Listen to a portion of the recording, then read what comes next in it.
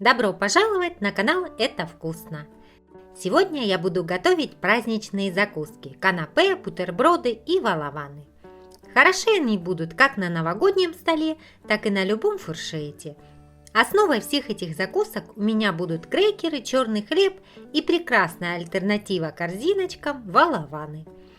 Валаваны – это выпечка из слоеного теста в форме башенки или стакана с углублением внутри, куда кладется несладкая начинка. Причем они прекрасно получаются из покупного теста. Выпечь их можно заранее, смотрятся великолепно, поэтому очень рекомендую. Именно с них и начнем. Ну а чтобы не потерять этот рецепт, подписывайтесь на мой канал и нажмите на колокольчик. Тогда вы точно не пропустите следующие видео. И, конечно, я жду от вас комментариев и лайков. У меня слоеное бездрожжевое тесто. Оно вот такими полосками. Я совсем чуть-чуть его раскатаю.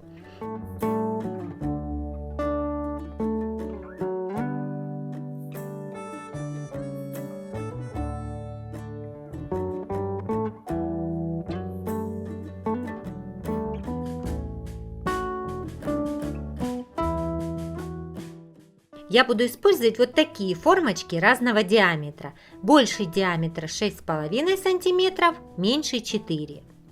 Беру большую вырубку и вырезаю круги. Делать это можно и обыкновенным стаканом. Раскладываю на коврик. Это у меня будет основа.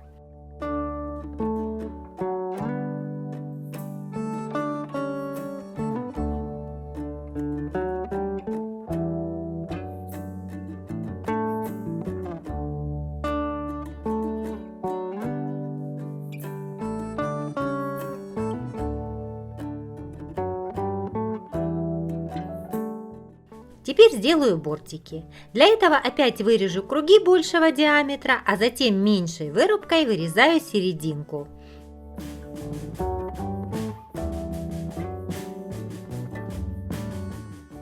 У меня получаются вот такие колечки. Это и будут бортики валаванов.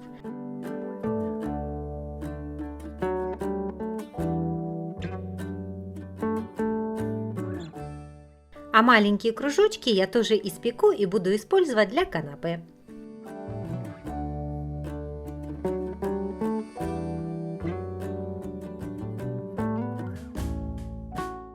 Обрезки теста я убираю, позже их можно использовать.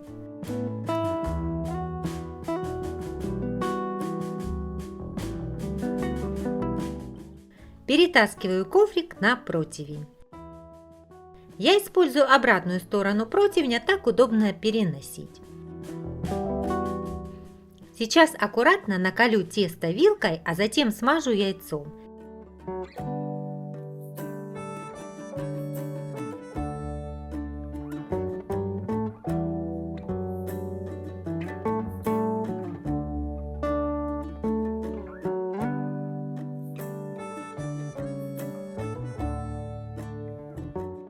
Теперь сверху уложу вырезанные кольца. И совсем чуть-чуть прижму, даже скорее проглажу, чтобы они лучше приклеились. Давить не нужно.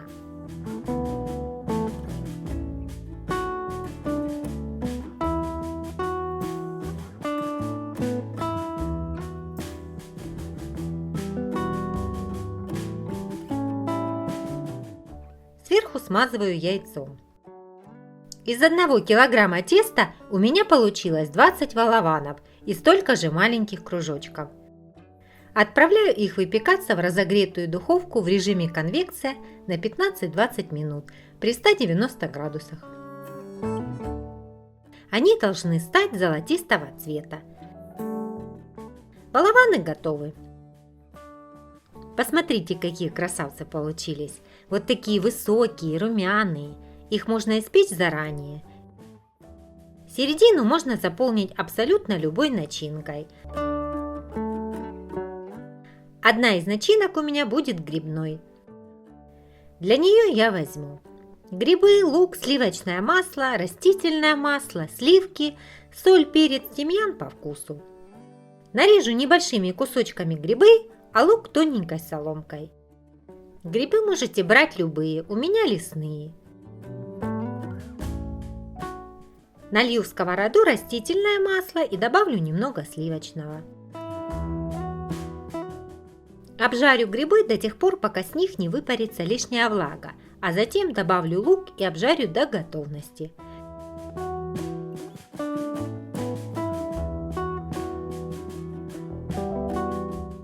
В конце приготовления добавлю тимьян, соль и перец, а также немного сливок.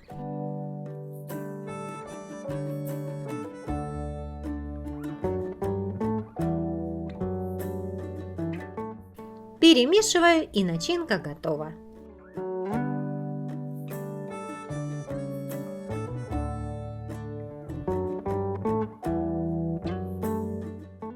Можно собирать бутерброды. Как я уже говорила, основа закусок у меня балаваны, крекеры и черный хлеб. В качестве начинки грибы, лосось, селедка, печень трески, тунец, салями. Из сыров сливочный, моцарелла, фета, а овощи – помидоры черри, перец, огурцы, авокадо, отварная свекла, а также маринованные огурчики, оливки, лимон. Из зелени я взяла листья салата, рукколу, петрушку, укроп и зеленый лук. Можно приступать. Первая закуска у меня грибная. Балаваны с грибами и грибной паштет на крекерах. Я разделила приготовленные грибы на две части и пробила одну часть погружным блендером. Получился грибной паштет. Вкус одинаковый, а подача разная. Переложу паштет в кондитерский мешок для удобства, но это не обязательно.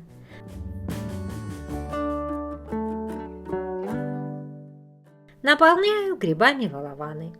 Я буду делать по 2 штучки каждой закуски.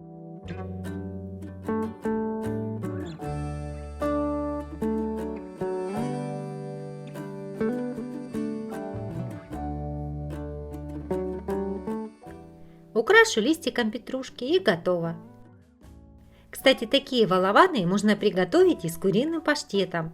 И у меня на канале есть рецепт очень нежного паштета из куриной печени. Ссылку оставлю в описании, обязательно попробуйте. Выкладываю грибной паштет на крекер и немного украшу.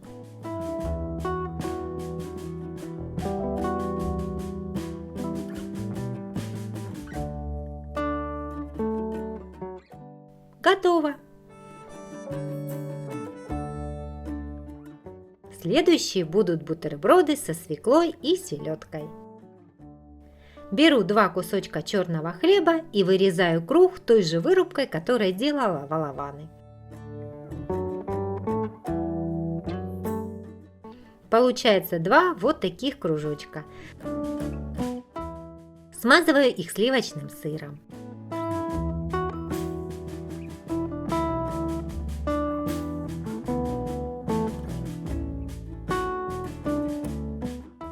Свеклу я уже нарезала на тоненькие кружочки, только подровняю их вырубкой, чтобы получился ровный круг, и выкладываю на хлеб.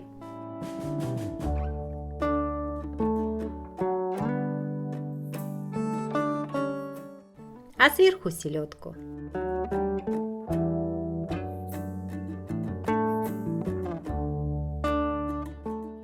Теперь на шпажку нанизываю маленький огурчик и готово. Можно добавить еще кусочек сладкого перца.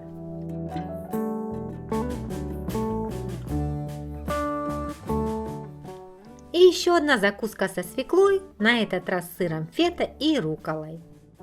Свеклу при помощи овощечистки нарежу тонкой длинной полоской.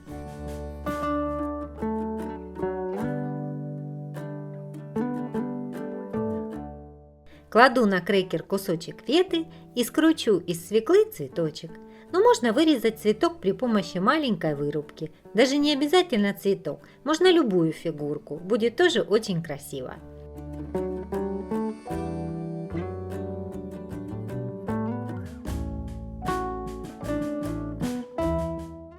И добавим к цветку листья. Кстати, у меня на канале есть салат со свеклой, рукколой и сыром фета, только там еще и кедровые орешки. Ссылку тоже оставлю в описании. Еще одна закуска готова. Теперь покажу, что можно сделать с кружочками из слоеного теста. Тут вообще очень просто. Салями, моцарелла, черри, перец и зелень. В идеале базилик, но у меня петрушка. Разрезаю черри пополам. Нанизываю на шпажку кусочек желтого перца, половинку черри, затем петрушка, моцарелла и кусочек салями, сложенный в 2 раза. Как раз по размеру кружочка. Просто и красиво. И второй вариант с солями и крекерами. Разрезаю с одного края маринованный огурчик на несколько частей и раскрываю его.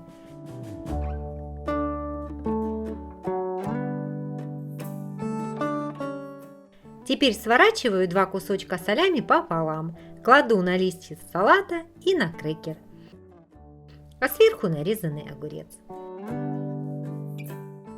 Маленькие кусочки красного и желтого перца чередуя нанизываю на шпажку и втыкаю в крекер.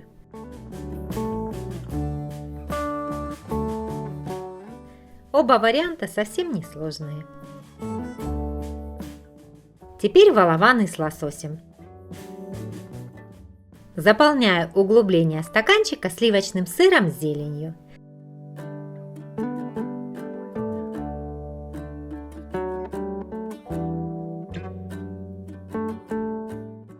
Разрезаю с одной стороны оливку, конечно, она должна быть без косточки.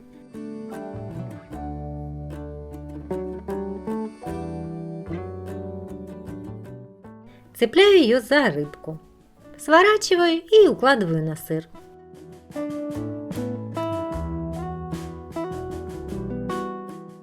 Готово!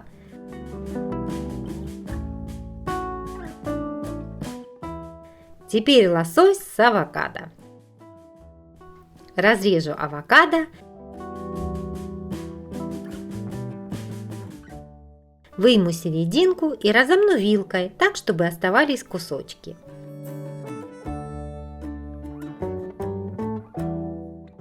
Взбрызну соком лимона и намажу на крекер. Сверху выложу рыбку.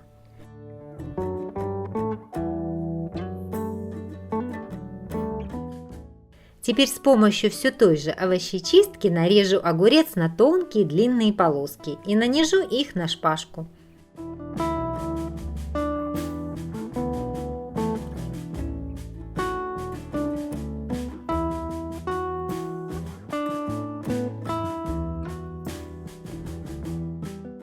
Вот такое нехитрое украшение.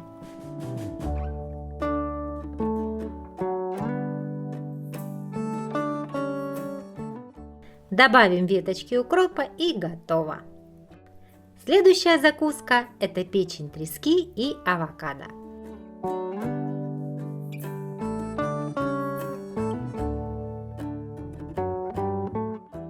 Печень трески я тоже разомну вилкой.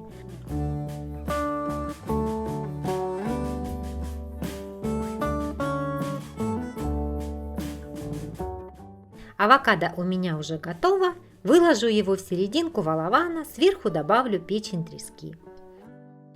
Очень полезная закуска.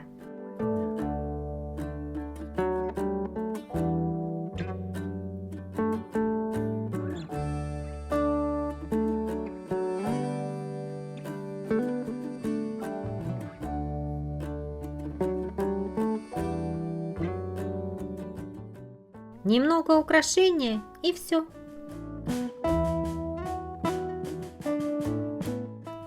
А теперь смешаю авокадо с печенью трески.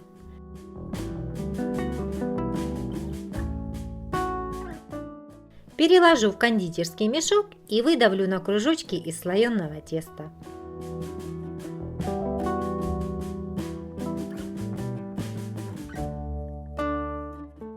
Небольшой декор и готово.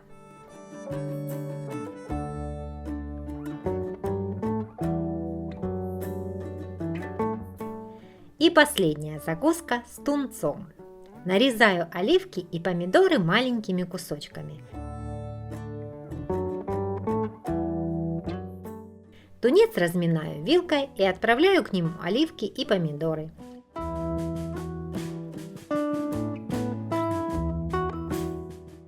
Сбрызгиваю лимонным соком и перемешиваю.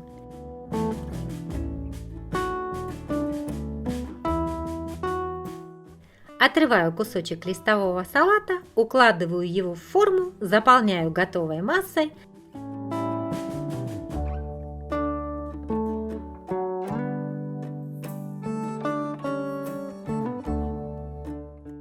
А сверху накрываю половинкой помидора черри. Вкус у этой закуски получается очень яркий и свежий. Вот так, смешивая и меняя ингредиенты, можно получить много разных закусок. У меня их сегодня получилось 11. Такие закуски идеальны для любого праздника, но Новый год и Рождество – это наше все. И если вы не хотите перегружать себя сытными и тяжелыми блюдами, то фуршетные закуски как раз для вас. Ведь еще нужно оставить место на сладенькое. В первую очередь это новогодние пряники, рецепт которых вы найдете, пройдя по ссылке в описании. Так что готовьте и не забывайте следить за нашими выпусками. Ну и конечно, чтобы не пропустить новые вкусные рецепты, подписывайтесь на мой канал и поддержите меня лайком.